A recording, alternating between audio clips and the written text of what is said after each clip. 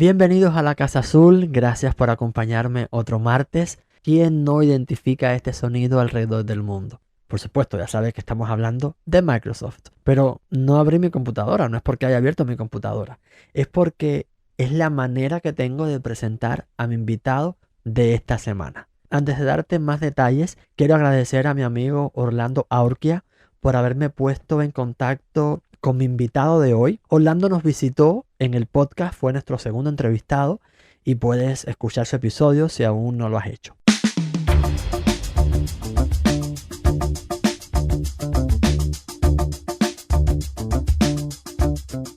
Entrando ya en materia, esta semana, efectivamente, Microsoft. ¿Quién no conoce esta multinacional alrededor del mundo? Pero, ¿cómo se ve y cómo se vive Microsoft desde la perspectiva de un cubano? De eso también nos viene a hablar mi invitado de hoy. Nacido en la ciudad de Cienfuegos, en la parte central de Cuba, siempre tuvo claro que le apasionaba la tecnología. Es ingeniero en telecomunicaciones y electrónica y actualmente se desempeña como especialista de procesamiento de señal digital. Para los que no estamos vinculados a este medio, yo sé que es muy difícil de entender, pero bueno, para eso él también llega este martes a conversar con nosotros directamente desde Cienfuegos, te decía, después pasó por México a cursar su maestría, lleva cerca de 2 meses y un poquito en los Estados Unidos, específicamente en Seattle. ¿Cómo se relaciona con la tecnología una persona que vive todo el tiempo en contacto con la tecnología? Ya comenzamos. Bienvenido, Luis Miguel Gato Díaz.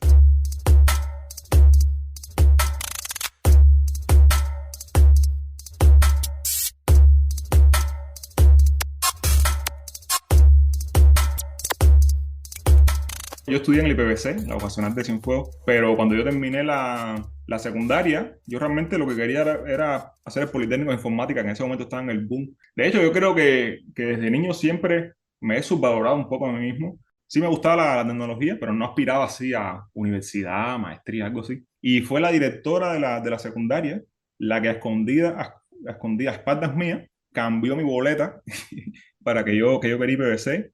Y así, y como cosas así me han pasado en varias etapas de mi vida, que hay gente que me ha dicho, no, tú puedes hacer mucho más. Y así me pasó cuando terminé la vocación que iba a estudiar en la universidad, y así me ha pasado en diferentes momentos. Y un pasito a la vez he llegado a donde estoy, pero realmente no, ni soñar que yo hubiera tenido planes de llegar a una empresa tan grande como Microsoft, ni mucho menos.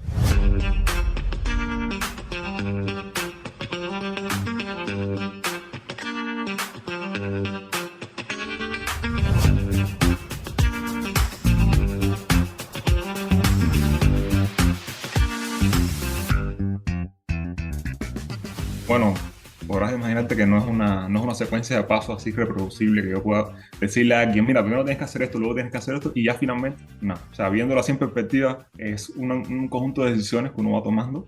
A veces uno no sabe si es la mejor, a veces uno se avienta, se arriesga, se mete en un campo que a lo mejor no fue lo que estudiaste. Pero bueno, digamos, a Microsoft en Estados Unidos vine primero porque yo estaba en Microsoft México. Yo estuve viviendo en México los últimos casi 6 años. Yo llegué a México a través de una maestría, me gané una beca para estudiar en la UNAM, la Universidad Nacional Autónoma de México. Y ahí, bueno, pues terminé la maestría y después que salí de la maestría, a pesar de que yo tenía un trabajo, yo trabajaba a tiempo parcial para una empresa en Francia, pero ya yo tenía a mi esposa, tenía un niño, entonces ya como que tenía otras aspiraciones financieras y aunque quería, por una parte, continuar con el doctorado, y había buenas posibilidades de eso. Llegó un momento que dije, no, quiero ir para la industria, creo que ya me cansé de estudiar por ahora y quiero como establecerme más seriamente. Y entonces yo dije, bueno, ¿qué hacer? Y entonces yo dije, bueno, yo voy a aventarme para como dicen en México, aventar, ya se me ha pegado ya. Voy a tirarme para las más altas categorías y si me rechazan, que me rechacen ellos. Yo no voy a ponerme la barrera. Y entonces yo apliqué a Google, apliqué a Apple, apliqué a Microsoft, apliqué a otras menos conocidas, pero que se conocen más en la industria en la que yo trabajo, como MathWorks. Eh, Apliqué así a varias empresas y también apliqué para una empresa en Canadá también que era menos conocida, una empresa de capital de riesgo. Y todas eran relacionadas con programación, sobre todo desarrollo de software, y todas me rechazaron. sea, pasé las entrevistas y todos me fueron rechazando por un motivo o por otro, sobre todo porque no tenía una experiencia. O sea, mi background realmente no es desarrollador de software, no es de programador, sino de ingeniero en telecomunicaciones. Y yo más o menos de forma autodidacta me he metido en este mundo, pero no tenía un currículum sólido para mostrar, ¿no? Entonces me fueron rechazando, no, tu currículum no ahora mismo no es el que estamos buscando. Pero bueno, en el caso de Microsoft, como al mes después, parece que ellos se quedaron con mi currículum, y como al mes me vi que LinkedIn me decía, no, alguien de Microsoft estuvo viendo tu perfil.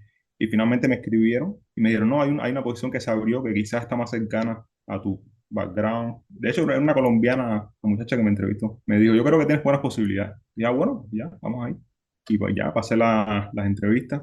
Fueron 4 rondas de entrevistas. Todos los que me entrevistaron trabajaban aquí en Redmond, Estados Unidos. Pero la posición era para trabajar desde México. Bueno, pasé las 4 rondas de entrevistas, entrevistas técnicas y así. Y fue un tiempo, un proceso.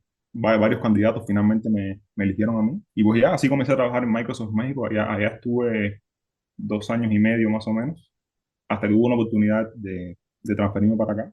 Y pues ya hace como dos meses y algo estoy aquí en los Estados Unidos. Me imagino que ese tránsito de México, donde también se habla español y la cultura nos es un poquito más cercana a la nuestra, pero cuando llegas aquí a los Estados Unidos, como que ese ambiente laboral cambia. ¿Fue tu experiencia? ¿Cambió tu ambiente laboral? ¿Cambió la manera en la que se asume el mismo trabajo, pero de acuerdo con el país en el que tú estés? De alguna forma sí. O sea, técnicamente el trabajo que estoy haciendo es el mismo que estaba haciendo desde México. O sea, estoy en el mismo grupo, estoy trabajando esencialmente en los mismos proyectos. Pero yo, bueno, yo entré a Microsoft durante la pandemia y todo el tiempo yo trabajé completamente remoto. Ahora que llegué a Estados Unidos, que por primera vez estoy conociendo en persona compañeros de trabajo. Todo ese tipo fue remoto. Entonces, a través de una pantalla es muy difícil hacer relaciones personales, hacer amistades. Y es algo que todavía yo extraño de trabajos anteriores o de la universidad, así, ¿no? De tener como amistades, poder uno compartir y conversar de algo más allá del trabajo, ¿no? Y entonces, a través de una pantalla, hablar con alguien que está a miles de kilómetros, que a veces ni siquiera enciende enciende la cámara, sino que todo el tiempo es por audio nada más, es difícil establecer una relación de trabajo así. Y llegando aquí sí valoro esa oportunidad de socializar, de conocer en persona compañeros de trabajo, de tener temas de conversación más allá de la rutina laboral. Y el entorno cultural, como tú me decías, o sea, en México yo me había acostumbrado, los mexicanos son muy corteses, o sea, muy amables, y a mí se me había pegado ya darle buenos días a todo el mundo, así que uno lo trae de Cuba de alguna forma, pero en México es todavía mucho más dar gracias por todo, y, y esa cortesía ya lo tenía ya un poco en mi sangre, y cuando llego aquí, me cruzo con compañeros de trabajo o vecinos aquí en el edificio, y no es igual. A veces tú dices buenos días y como que se extraña que tú estés diciendo buenos días, como que, y así como que, y sobre todo aquí a los vecinos del edificio a veces me los tropiezo en el elevador y le digo, hola, buenos días, algo así. Y a veces literalmente ni me ven. Me digo, "Pero te parece que esto es un fantasma aquí". Otras personas sí un poco más como que quizá porque le da pena, no se esperaban. Y le pregunto, oye, no sé cómo estás, algo así. Y se queda como un silencio incómodo. Y las primeras semanas, había días que le decía a mi esposa, y si nosotros nos regresamos a México, ya estaba extrañando México, le decía, no. En parte también creo por el clima, ¿no? Aquí en esta ciudad está mucho tiempo nublado, desde que llegamos a finales del otoño, entonces mucha lluvia, mucho nublado, entonces también quizás eso influyó en el que uno se deprima un poco, ¿no? Esto para mí es como chino, esperanto, algo así. Explícame y explícanos a las personas que escuchan qué es el procesamiento de señales digitales. Bueno, pues eso es algo que es muy ubicuo, o sea, está en prácticamente todas las tecnologías que nosotros usamos. Esta misma llamada que estamos teniendo ahora, mi voz está siendo capturada por el micrófono de la computadora y hay algún procesamiento que se hace, un procesamiento de señales, en este caso de audio, que se hace para cancelar, por ejemplo, el ruido, si hubiera mucho ruido en mi ambiente, de forma dinámica, cómo cancelar ese ruido. El eco, por ejemplo, cuando tú hablas, tu voz se reproduce por los altavoces de mi computadora y también son capturados por el mismo micrófono que captura mi voz. Sin embargo, tú no te escuchas a ti mismo. Y eso es porque hay un procesamiento también de cancelación de eco. A veces en alguna llamada puede pasar de que tú te escuchas tu propia voz. Cuando te escuchas porque algo ahí está funcionando mal. O sea, nuestro trabajo en el procesamiento digital de audio en este caso está funcionando mal. Son algoritmos que están corriendo en tiempo real lo más rápido posible para que no introduzcan una latencia excesiva en la comunicación. Y eso son unos buenos ejemplos de qué cosa es procesamiento, en este caso de audio. También hay de video. Tus imágenes, por ejemplo, yo puede ser que cambie el fondo detrás de mí, que se vea ya sea borroso, que se vea un fondo y solamente se recorte mi imagen. Eso es procesamiento de imágenes, por ejemplo, procesamiento digital de imágenes.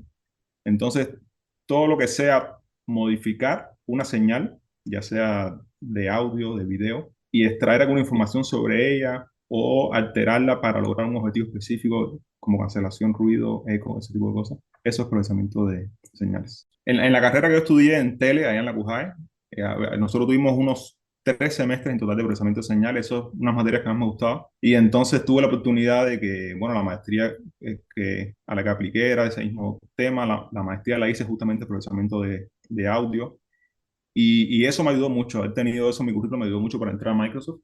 Y el trabajo que hago en Microsoft es ese. Trabajamos diferentes algoritmos o ya más recientemente utilizando inteligencia artificial, o sea, entrenar modelos que, digamos, la computadora aprende a hacer esto de forma casi que intuitiva. O sea, tú le das ejemplos. Mira, para esta señal que tiene ruido, esta es la salida que yo deseo. Y das como ejemplos. Casi como a un estudiante tú le estás enseñando. A ver, te voy a enseñar a sumar. 1 más 1 es 2. 2 más 2 es 4. Lo vas poniendo como ejemplos. Si tú tienes 2 y le pones 2, no sé, con dedos o algo así, y el estudiante va aprendiendo. Algo así tú le enseñas a la computadora, le vas dando ejemplos de entradas y salidas. Este audio tiene este ruido y yo quiero que tú lo entregues así. Este audio tiene este eco y yo quiero que tú lo entregues así. Y la computadora aprende y ya actualmente muchos de los algoritmos que corren, por ejemplo, aquí estamos en una llamada de Zoom, muy probablemente los algoritmos que corren aquí en Zoom para cancelar el ruido son basados en inteligencia artificial. Entonces, sí me toca trabajar en ese mundo también, que es algo bastante reciente y sí, está muy relacionado con lo que estudié en la licenciatura por esa parte y con lo que estudié en la maestría también. Yo tengo pánico, tengo terror a que un día los robots sean más importantes que los seres humanos. Llámame loco, lo que tú quieras. Yo tengo miedo. Yo veo un robot cuando lo ponen en las redes sociales y yo me asusto muchísimo porque tengo miedo que un día las máquinas se rebelen contra los hombres. No sé, esas cosas sí me quitan el sueño. ¿Existe algo que te asusta a ti respecto a la tecnología? Sí, o sea, en general, yo creo que, por ejemplo, cuando surgió ChatGPT hace ya un poco más de un año, ya resultaba que era un poco asombroso. Yo creo que no solamente nosotros que estamos más, somos gente más de a pie, sino incluso los propios creadores, creo que se sorprendieron mucho porque decían, bueno, ¿hasta dónde está llegando esta tecnología? Nosotros somos capaces de controlar a la dirección a la que está yendo. Pudiera incluso dar a entender que son más inteligentes que los seres humanos. Pero yo creo que eso quizás es el primer impacto, pero luego que lo analizas detalladamente, que ves realmente las limitaciones que tiene, te das cuenta de que no es tan así. A ver, como toda tecnología, es importante ponerle sus límites y tener sus regulaciones. Por ejemplo, ponerte un ejemplo más sencillo. Conducir un vehículo es muy peligroso. O sea, la cantidad de accidentes que ocurren todos los días en el mundo entero es una cantidad, vaya, innumerable. Y la cantidad de vidas humanas, recursos que se pierden es muy grande. Sin embargo, es algo común que mucha gente hace. Ahora, ¿qué se hace como es tan peligroso? Hay regulaciones. Tú debes usar tu cinturón de seguridad, tú debes cumplir las reglas del tráfico. Un avión tiene que cumplir un conjunto muy alto de requerimientos para poder volar y tener pasajeros y ser una aerolínea viable, ¿no? En el caso de la inteligencia artificial y los robots, como tú dices, siempre y cuando tengan un conjunto de regulaciones lógicas, de que, bueno, no puede violar un conjunto de temas éticos, yo creo que no hay peligro en que vayan, digamos, evidentemente algunos trabajos sí están siendo de hecho reemplazados ya. Por ejemplo, un trabajo de traductor, quizá ya hoy, utilizando muchos servicios, incluso gratuitos que hay en línea, es muy fácil reemplazar a un servicio de un traductor. Quizá en algunos casos específicos un traductor todavía le da un matiz a un libro, quizá un tema de sello de autor que una inteligencia artificial no le puede dar. Pero sí, evidentemente hay algunos trabajos más vulnerables que otros. Pero cada vez que ha surgido una tecnología ha sido así. O sea, cuando surgió la radio, quizá la gente decía, no, ya la gente no va a leer porque ya las novelas las van a escuchar. Sin embargo, hay gente que sí que siguió leyendo. Cuando surge la televisión, no, van a reemplazar ya la radio, ya nadie va a escuchar la radio, ahora todo es la televisión. Y no es así. Todavía hay gente que escucha la radio. Claro. Quizá el pastel se fue dividiendo y está como dividido entre más sectores, ¿no? Y ya mucha gente que consume los periódicos, por ejemplo, en formato impreso, ya quizás sea mucho menos, pero no es que desaparece completamente. Y los servicios de streaming, por ejemplo, decían que cuando surgió Netflix, no, eso va a acabar con los cines en formato tradicional. No es así. Los cines son un negocio todavía muy rentable, la industria cinematográfica. Y entonces, yo creo que la inteligencia artificial no va a reemplazar todo, o no nos va a reemplazar a todos los puestos de trabajo. Sí hay algunos más vulnerables que otros y hay que estar, digamos, pendiente de eso. Pero hay algunas cosas en las cuales a nosotros se nos hace fácil y a la inteligencia artificial se le hace difícil imitar. Y lo contrario. Por ejemplo, para nosotros ser un campeón mundial de ajedrez es algo muy difícil, que lleva décadas de entrenamiento, pero hoy por hoy una inteligencia artificial puede ganarle al campeón mundial de ajedrez. Sin embargo, para nosotros, salir a la calle, caminar, tomar una guagua para ir a un lugar y hacer un recado, hacer algo así, es súper fácil, es algo que ni siquiera no hay que tener ningún tipo de estudio. Sin embargo, un robot se tropezaría el segundo paso de salir a la calle. Entonces, esos son ejemplos muy, muy burdos que estoy poniendo, pero en general hay cosas que son muy intuitivas para los seres humanos que los robots la inteligencia artificial no tiene chance de reemplazar, al menos en inmediato plazo. Tampoco voy a predecir el futuro, que no es mi intención, pero creo que no hay así una preocupación justificada como para creer eso.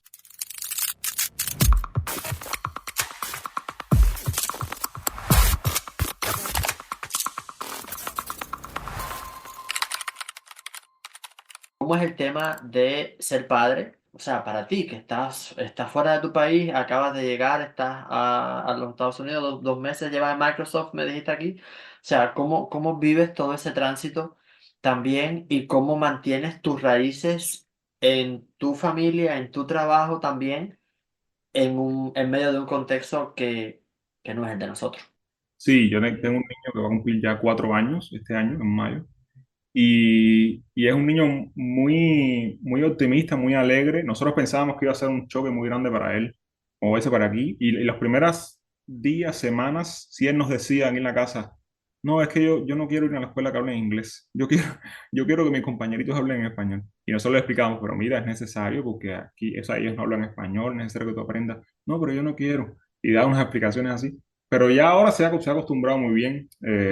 Está yendo como decir, un ciclo infantil y socializa muy bien con sus compañeritos. Todavía le cuesta hablar, todavía no habla así fluidamente en inglés, pero en general él lo tomaba bastante, que es lo que más nos preocupaba. Él lo tomaba bastante bien, extraña a sus amiguitos allá en México, pero vemos que está muy, muy optimista con respecto a eso. Pero sí, mudarse a otro país sobre todo teniendo familia, lo hace difícil. O sea, hay que pensar no solamente en la mudanza en sí, sino en buscar una escuela para el niño. Y por ejemplo, nosotros nos gusta que esté en deportes también. Allá en México está en natación. Y aquí lo más factible que vimos era meterlo en artes marciales. Y está en una academia de Kung Fu. Y es el más chiquitico del salón. O sea, literalmente todavía no tiene 4 años, es más pequeñito.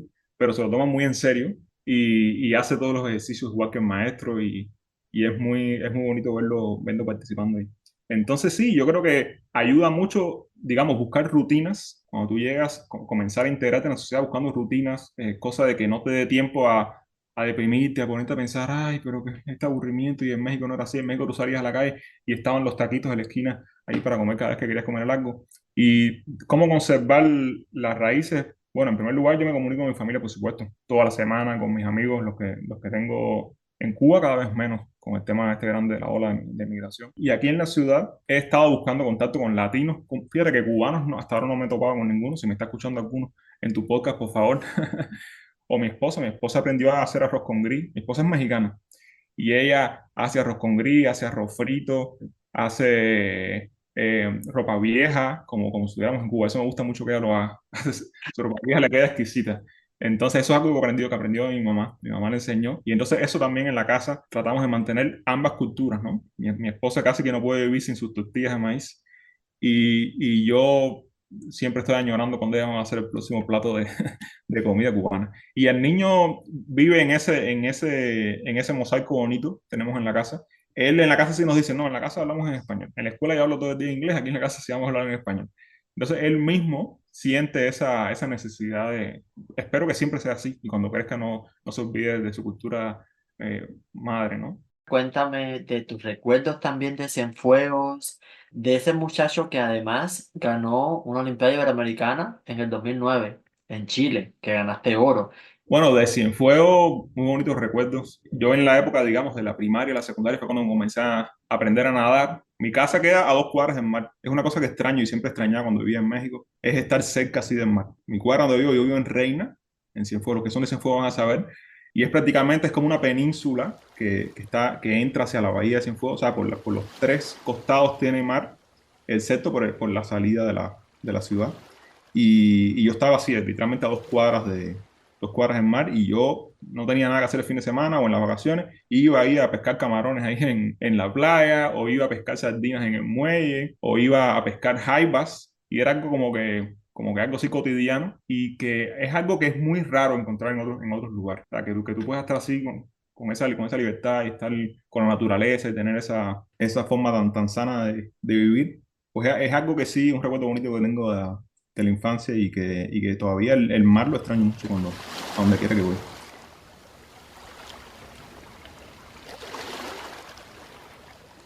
Y sí, después que terminé la secundaria, que entré en la vocacional, en el BBC, el profesor de física me captó y cuando estábamos en 11º grado ya, o finales de 10º grado, me captó porque en las clases como que participaba un poco más que los otros.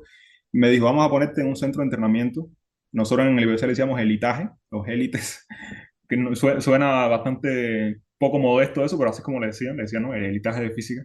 Casi ni me lo creo, pero yo en 11º grado estuve en la preselección nacional de física, que es el centro de entrenamiento que está en la Lenin. Honestamente, me pasó como me pasa a veces cuando estoy aquí en Microsoft, que yo sentía que todos eran más inteligentes que yo. De hecho, ese año yo no clasifiqué para ninguna Olimpiada, pero no perdí el ímpetu, seguí estudiando y en 12 grados sí clasifiqué para la Olimpiada y tuve este evento que fue de una semana en Santiago de Chile. Yo creo que en parte la fortuna y en parte, por supuesto, el trabajo duro. Fueron muchos meses de entrenamiento. Yo creo que es la única época en mi vida que yo he estado estudiando con tanta intensidad. Después de eso, después de ese centro de entrenamiento en la Leni, estudiando física todos los días, literalmente todos los días durante meses, sí trajo los frutos y sí pude traer a Cuba la medalla de oro en primer lugar de esa conferencia donde participaron unos 70 estudiantes de toda Iberoamérica, o sea, Latinoamérica, España y Portugal. ¿Qué es lo mejor y qué es lo peor de trabajar en Microsoft? Porque no todo es color de rosa siempre.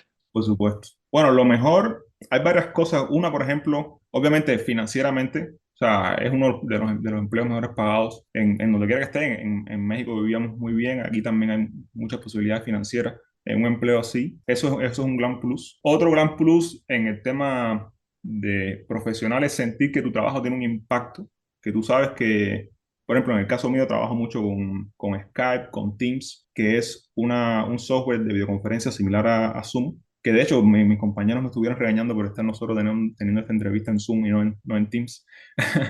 Pero sí, cualquier mejora que nosotros hacemos, cualquier problema que solucionemos, impacta automáticamente la vida, ya sea personal o profesional, de potencialmente millones de personas en el mundo entero. Entonces, el hecho de que mi trabajo tenga un impacto así tan grande, eso es algo que me reconforta, ¿no? A veces para bien, porque puedo hacer algo positivo, pero a veces cometo un error, como todos los seres humanos, y me siento súper mal porque tengo que reflexionar sobre todo el proceso, cómo fue que llegó a ese punto en que cometí ese error, cuántos checks me salté, porque por ese error hay mucha gente que tuvo una mala llamada, una mala junta ese día, una mala reunión virtual, y quizás decidieron ya no usar más Teams. Entonces, tiene ese tema de la presión también, del estrés de hacer bien tu trabajo y precisamente eso sería una de las cosas negativas, ¿no? Que sería el estrés que lleva a veces un poco, en español estoy pensando en overwhelming en inglés, pero en español como que es algo que supera a veces la capacidad que yo tengo en cierto momento,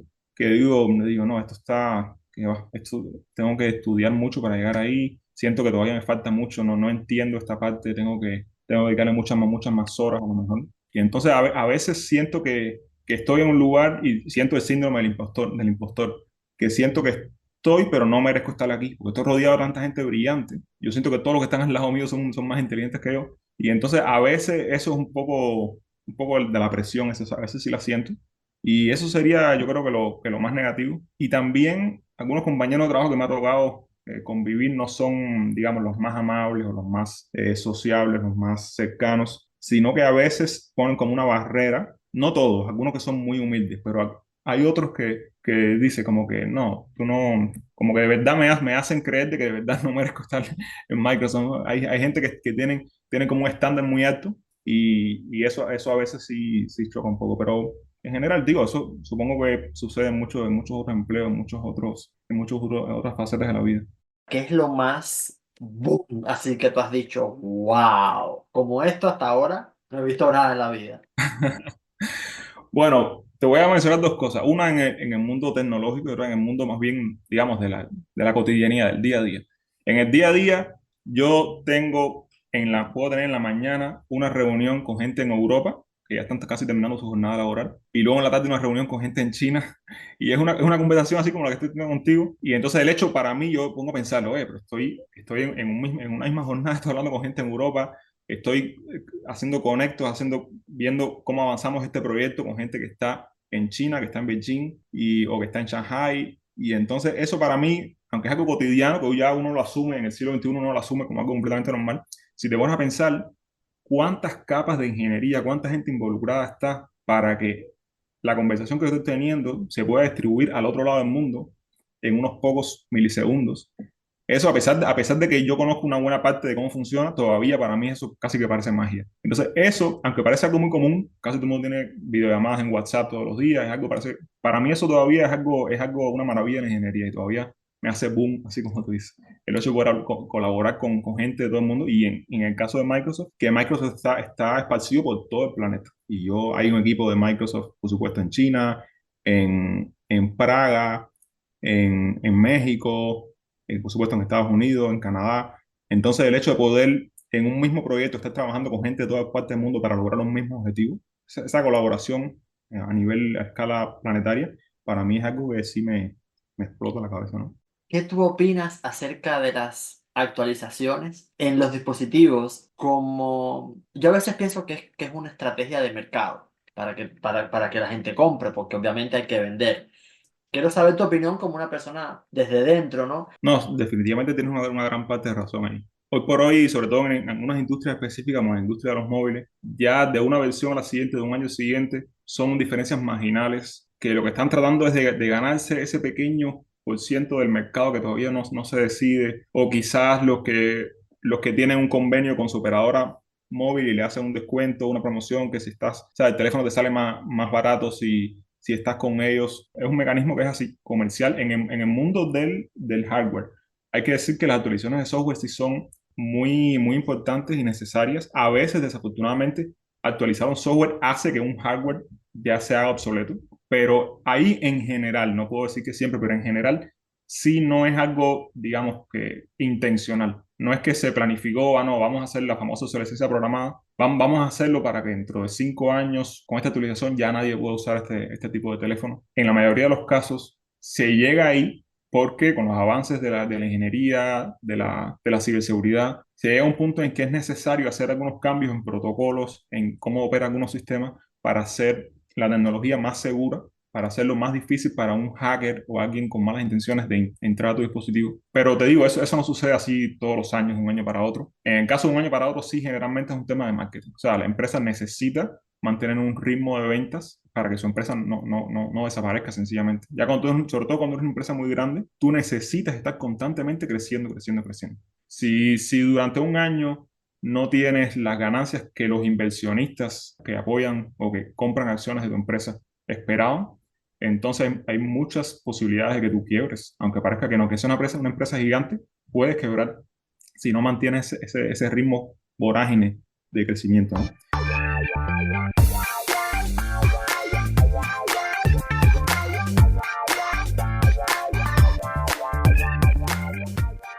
Quiero saber cómo se relaciona con la tecnología una persona que trabaja todo el tiempo con tecnología. Pues sí lo disfruto mucho. O sea, yo trato de que todos los procesos sean más eficientes y más productivos gracias a la tecnología. O sea, siempre estoy con mis audífonos escuchando un podcast en los tiempos que tengo libre, ya sea tu podcast o otros podcasts de tecnología, de ciencia, los de idiomas, también me gusta aprender idiomas. O tengo en la casa preparado mi local de trabajo también con la tecnología, tengo un libro electrónico o sea, un Kindle para leer. O sea, en lugar de tener que cargar con una mochila de libros, lo tengo así al alcance de mi mano en un bolsillo. Siempre estoy tratando de optimizar cosas en la casa, pequeñas cosas, optimizar tareas, usar aplicaciones que hacen mi día a día más eficiente. Y sí, en esa parte soy un nerd, tengo que reconocerlo, soy un nerd de la tecnología. Siempre estoy buscando la forma de optimizar procesos y hacer que mi esposa también o mi familia también use lo mejor de la tecnología y hacernos la vida a todos más fácil, que al final es el objetivo principal. Estoy pensando en la serie de Los Simpsons, que cada vez que pasa algo que revoluciona el mundo de la tecnología o el medio ambiente o la vida cotidiana, siempre dice que ahí van los Simpsons y que los Simpsons predijeron tal cosa, que predijeron el coronavirus, que predijeron ahora el Sí, Vision Pro o algo así. sí, Apple Vision Pro. ¿No has tenido la oportunidad de probarlo todavía? Cuando tengas un... No, Ahí en Nueva York hay unos Apple Store que son inmensos, gigantes. Yo te invito a que vayas un día y te lo pruebes. Yo hice la prueba ya con Apple Vision a un Apple Store y probé el Apple Vision Pro. Y sí, es una experiencia que yo personalmente no me veo usando todos los días, ni mucho menos para el precio que cuesta, pero es una experiencia inmersiva muy innovadora. Y sí, como tú ves, yo lo vi también el meme de que la gente con sus lentes y cayéndose en huecos y cosas así. ahí voy ahora con los Simpsons. Quiero saber tu opinión acerca de esto porque todo el mundo dice que los Simpsons predicen y predicen. ¿Qué crees tú como una persona que también trabaja en el campo de la tecnología? La verdad, no sabría decirte, no sé si ellos tienen un pacto que van al futuro y regresan para, para hacer ese tipo de cosas. Yo creo que algunas cosas son, digamos, predecibles de alguna manera. Hay algunas tecnologías que nosotros usamos que ya estaban descritas en libros de hace 50 60 años o en películas en mayor o menor medida. En el caso de los Simpsons, creo que, bueno, se sacan algunas cosas así de contexto y parece que sí, eventualmente estaban prediciendo que Donald Trump iba a ser presidente de Estados Unidos, cosas así. Y en este caso de las gafas inteligentes y así, la verdad no me explico. No sé si será realmente un capítulo de los Simpsons o es que la gente se lo está inventando. Yo realmente no sigo esa serie, pero si es así, sí está impresionante, porque hace 20 30 años no había todavía ni la mínima posibilidad de tener una tecnología como esa. ¿Cómo te imaginas el futuro? Yo soy optimista, ¿eh? Ha habido momentos en que una noticia o una tecnología o un hecho en particular te hace un poco perder ese optimismo, porque ves cómo alguna tecnología se puede usar para el mal, pero, pero en general yo soy optimista y creo que el futuro va a ser todavía mucho más fácil, entre comillas, porque cada generación tiene sus retos. O sea, yo a veces le comentaba a mi esposa, nosotros vivimos ahora, la persona promedio vive en algunas cosas mejor que los reyes de la época medieval, aunque parezca una cosa completamente descabellada. Los reyes, por ejemplo, el rey de España, cuando España colonizó América, no tuvo la oportunidad de venir en persona aquí a conocer a Montezuma, y no porque no quisiera, sino porque era muy riesgoso atravesar el océano, que el rey atraviesa el océano para ir a otro continente. Entonces, hubiera querido tener una Zoom como este, tener una llamada con Moctezuma y platicar de esa forma. Entonces, la tecnología que tenemos ahora en nuestro bolsillo, que tenemos en nuestro día a día, que es algo tan maravilloso, ha hecho nuestras vidas tan superiores en muchos sentidos. O sea, nos da tantas oportunidades que antes la gente con mucho dinero, aunque tuvieras todo el dinero del mundo, nunca la ibas a poder tener. Y ahora mucha gente promedio la tiene. Entonces creo que va a continuar siendo así. Creo que va a continuar siendo así, que la tecnología va a seguir haciendo nuestras vidas todavía más fáciles, va siempre a trabajar en el favor de nosotros, aunque obviamente siempre hay riesgos, ¿no? Y todas las tecnologías tienen que tener sus regulaciones, todas las tecnologías tienen que, tienen que tener sus cuestiones de ética que hay que estar bien claramente delimitadas. Pero en general creo que va a estar, así como estamos ahora, va a estar todavía mucho mejor. Hay muchas más posibilidades de reducir la desigualdad en el mundo usando la tecnología. Y creo que hacia ahí vamos. Soy optimista en ese sentido.